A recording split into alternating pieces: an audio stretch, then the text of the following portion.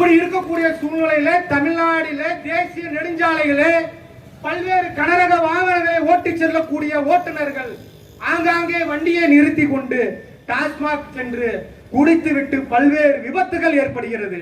இதை உடனே தடுத்து நிறுத்த வேண்டும் என்று போராட்டம் பண்ணி பயனில்லை, சட்ட ரீதியான ஒரு போராட்டத்தை பண்ணுவோம் என்று சொல்லி எங்களது மாநில வழக்கறிஞர் சமூக நீதி பேரவையின் தலைவர் வழக்கறிஞர் பாலு மூலம் எங்கள் கட்சியினுடைய மாநில தலைவரும் முன்னாள் சுகாதாரத்துறை அமைச்சரும் இந்நாள் நாடாளுமன்ற உறுப்பினரும் மாண்புமிகு அன்புமணி ராமதாஸ் அவர்கள் ஒரு சட்ட போராட்டம் நடத்தினார்கள்.